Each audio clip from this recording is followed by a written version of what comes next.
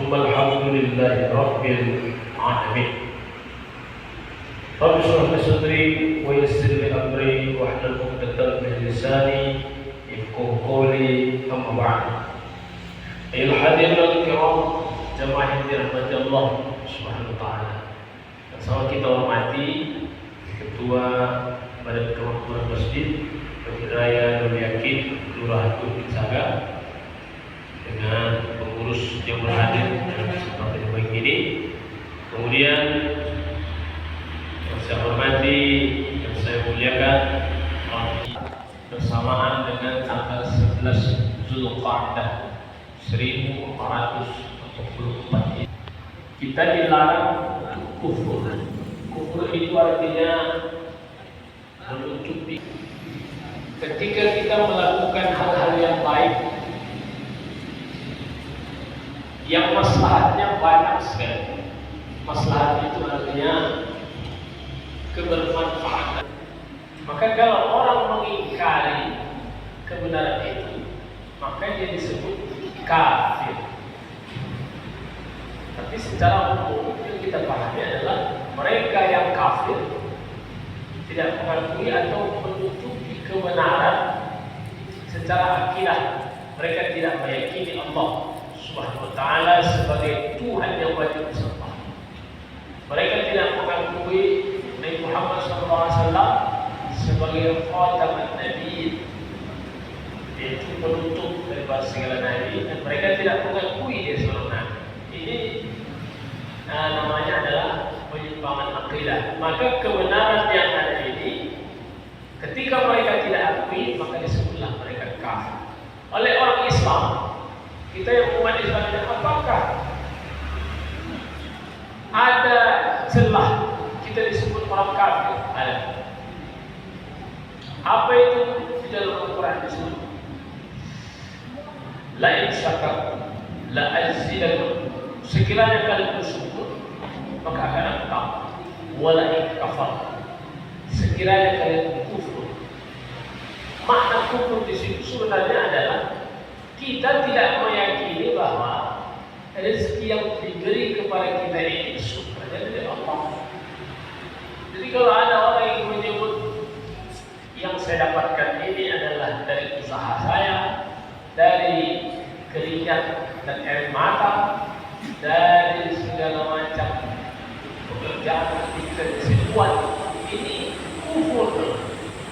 Karena dia tidak meyakini bahwa seluruhnya itu bersumber dari Allah Subhanahu wa taala. Maka itulah celah bagi umat Islam menjadi kafir. Maknanya adalah dia tidak mengakui nikmat yang didapatkan dari Allah Subhanahu wa taala. Maka ancamannya besar. Wala in kafartum. Sekiranya kalian kufur, tidak meyakini itu, inna adabi lasyadid. Maka sesungguhnya azabku sangat pedih. Ini sebenarnya ancaman kepada orang-orang yang senantiasa kufur ataupun menutupi kebenaran itu sendiri. Hadirin dirahmati Allah Subhanahu wa taala, banyak sekali bahasan-bahasan perihal tentang kufur itu. Mudah-mudahan kita ini adalah golongan yang dijauhkan dari hal yang demikian. Insyaallah dengan kita semakin banyak bersyukur, maka kita akan mendapatkan keberkahan dan rezeki yang berlimpah dari Allah Subhanahu wa taala. Amin ya rabbal alamin. Salawat dan salam tak lupa kita tinggikan atas junjungan Nabi Muhammad sallallahu alaihi wasallam. Ucapan Allahumma shalli ala sayyidina Muhammad wa ala nasya tariqul jannah. Siapa yang lupa bersalawat, tak mau bersalawat kepadaku, kata Rasulullah SAW, maka dia akan lupa jalan menuju surga Allah SWT. Ternyata salawat ini adalah salah satu kunci untuk menuju pintu surga Allah SWT. Kemudian kalau kita banyak bersalawat, maka Allah SWT merahmati. Merahmati itu menyayangi.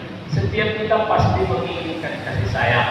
Seorang suami dia pasti menginginkan kasih sayang. Rasulullah SAW bahwa dia saling menyayangi. Asyidda'u 'alal kuffar wa ruhama'u bainahum. Dia kalau terhadap orang-orang kafir, apalagi mereka adalah kafir-kafir harbi yang ingin merusak, merongrong atau ingin menghancurkan Islam, dia keras. Nabi Muhammad SAW.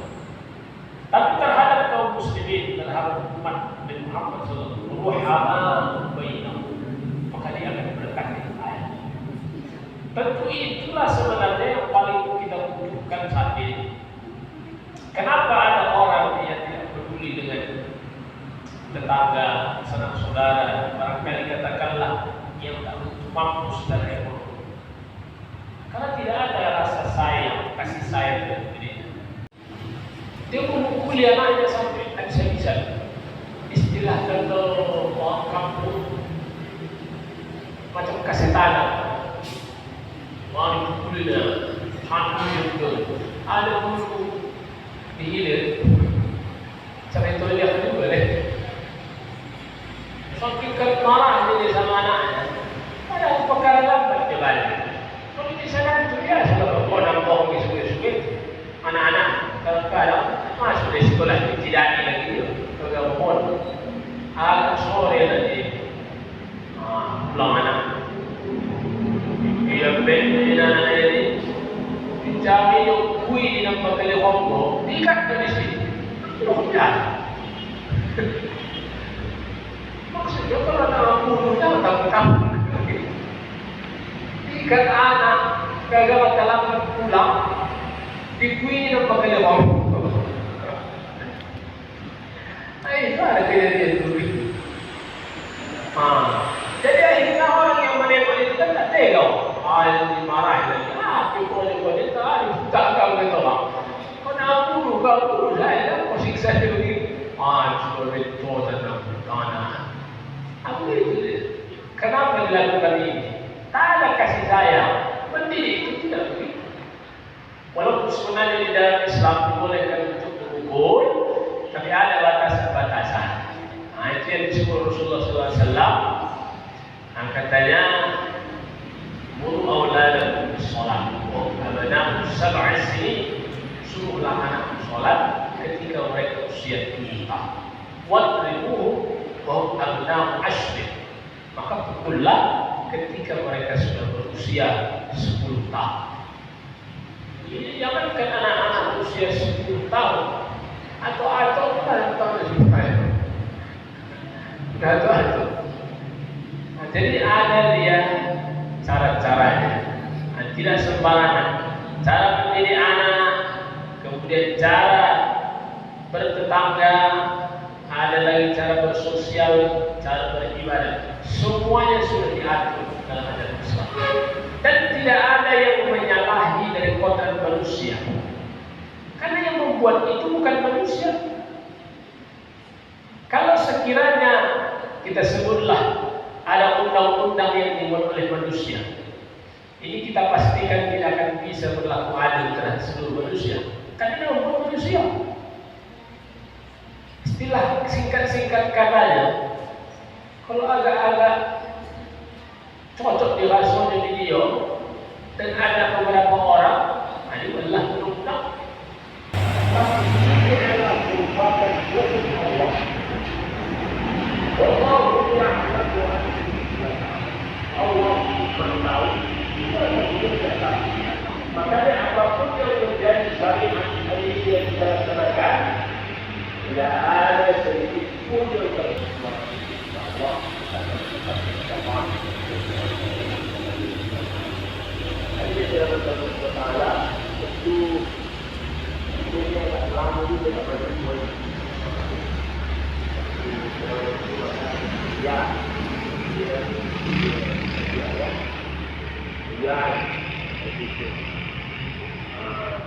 jadi selalu terbuka. Alhamdulillah hari ini kita dipertemukan dan baik, mudah-mudahan Allah Taala senantiasa memberi faedah ini sendiri adalah merupakan bulan, salah satu bulan dalam penanggalan Hijriah.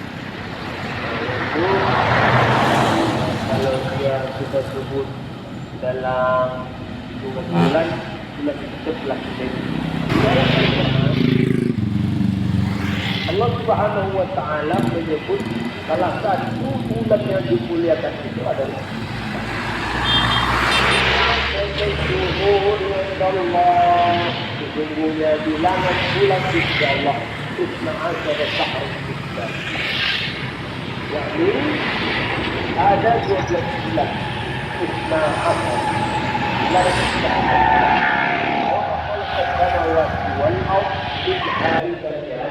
Melakukan kezaliman terhadap diri kalian. Inilah artinya adalah supaya ini salah satu. Maka kemudian kita dituntut oleh para ulama salafus saleh untuk melakukan hal-hal di bulan Zulqa'dah.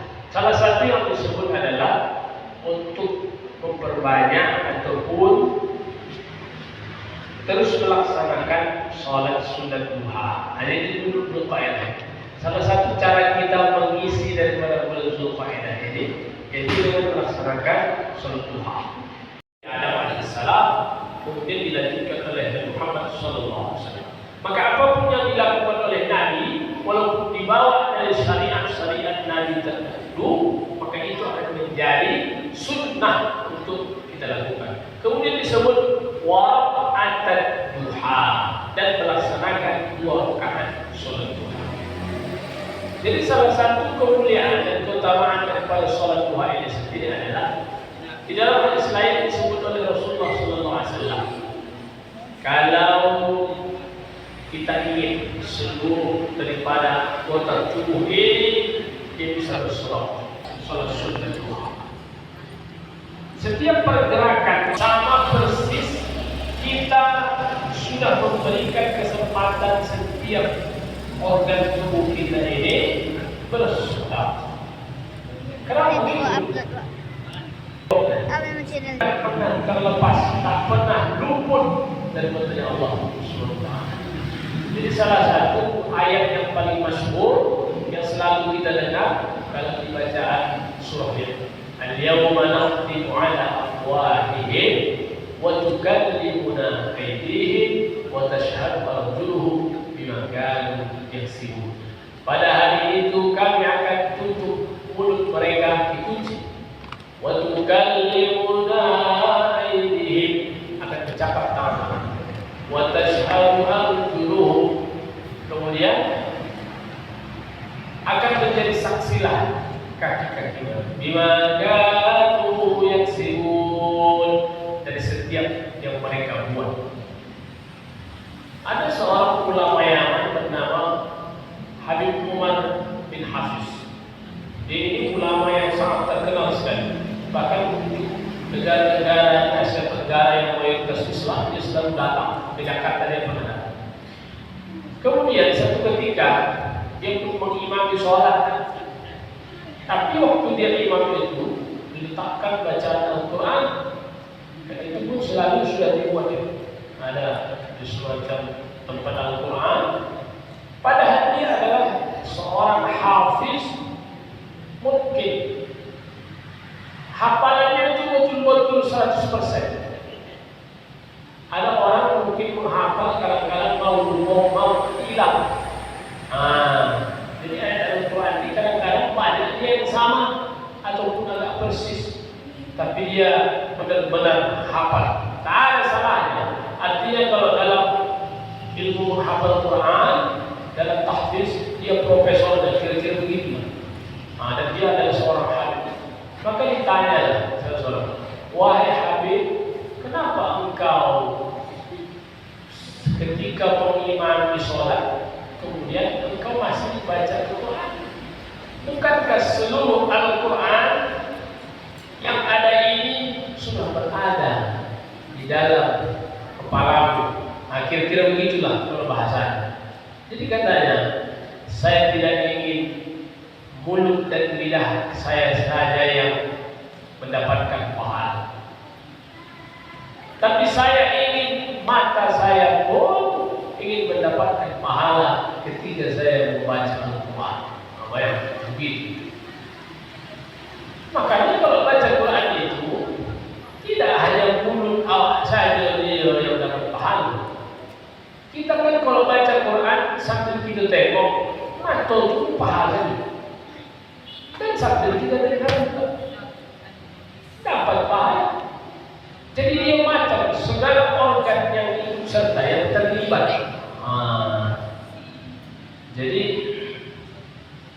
semua yang terlibat saat kita membaca Al-Quran atau dalam beramal itu, jadi dia masing-masing akan mendapatkan bagiannya sendiri-sendiri. Bayangkan, begitulah Allah Subhanahu wa ta'ala membalas. Maka disebut man jaa'a bil hasanati falahu asyru amsalihah. Siapa yang melakukan satu kebaikan saja, maka Allah akan membalas dengan 10 kebaikan. Sampai begitulah Allah SWT melipat gandakan daripada setiap amalan-amalan yang kita buat, khususnya di bulan Dzulhijjah. Hadis dirahmati Allah SWT. Maka sebaliknya, kalau kita melakukan sesuatu yang dilarang oleh Allah, melakukan kesalahan atau sesuatu yang khilaf yang tidak sesuai syariat di bulan haram, dosa yang akan berlipat ganda. Itu pula aja. Nang elok dibuat berlipat ganda, nang tak elok berlipat ganda juga. Nah, itu salah satu daripada ciri bulan haram, bulan Dzulhijjah. Kemudian apa yang kita lakukan selanjutnya? Tadi yang pertama sekali adalah melaksanakan puasa 3 hari setiap bulan. Kemudian kedua, melaksanakan sholat sunnah duha. Kemudian kata Rasulullah SAW yang diucapkan oleh Abu Hurairah ini tadi merupakan wasiat daripada baginda Rasul sallallahu alaihi wasallam, al-awtar qabla an-anam, melaksanakan salat witir sebelum tidur. Witir sebelum tidur. Jadi ini pun adalah amalan yang baik sekali yang kita lakukan di bulan Dzulhijjah. Bagaimana konsepnya supaya kita ini bisa melaksanakan sholat, dapat witirnya, kemudian bisa lagi bangun tengah malam, begitu. Jadi kalau kita cari-cari sebenarnya semuanya sudah ada tuntunan. Kalau memang ada niat mau sholat malam umpamanya, maka setelah sholat isya, kemudian ba'diyah isya, bisa ditutup langsung dengan witir. Kalau amal ibadahnya, maka mereka sudah pasti dengan surga Allah SWT. Kalau ada bendung-bendung tengah hari saya pergi berkolok tak ada juga. Kadang-kadang pun dia menjiang nanti. Sikit-sikit gerhana, sikit-sikit kalau khusus. Apa ini begitu kejadian nak begitu? Apalagi sekarang kalau ditengok di medsos, di YouTube, banyak yang membahas tentang akidah. Takut tau. Tapi elok juga dia takut itu. Sebagai manusia ada coba tinggi. Itu sampah itu kalau gitu. Kalau sudah tak ada takutnya. Jadi ini rahmat Allah SWT. Kemudian hartanya sedikit baik dari Rasulullah SAW. Banyak hadis-hadis yang menjelaskan demikian. Maka yang disebut istiqamah. Kemudian mengangkat Allah dan seterusnya pada badan ketika itu, karena dia adalah orang yang kemudian ada Allah meninggal manusia. Kenapa? Allah dalam hadis saya aku 10 kali lihat. Wow. Allah surga yang begitu besar luar biasa macam kenikmatan. Sebab untuk kayu sedikit ini pula, sudah tak kasihnya berkali. Tak pernah berbohong kan? mungkin bisa tidak. Kalau itu tidak, itu saja. Bisa kita saja bisa terjadi. Sudah ada yang tertulis di dalam waktu untuk istiqamah dalam melaksanakan perintah-perintah Allah SWT, menunjuki orang-orang yang tersayang dan cintai. Amin ya Allah. Demikian barangkali, mudah-mudahan bermanfaat. Sebelum kita tutup, mari kita berdoa kepada Allah untuk keberkahan. A'udzu billahi minasyaitonir rajim. Bismillahirrahmanirrahim. Alhamdulillahi rabbil alamin. Wassalatu wassalamu ala asyrafil anbiya'i wal mursalin wa ala alihi wa ashabihi ajma'in. Allahumma ighfir lana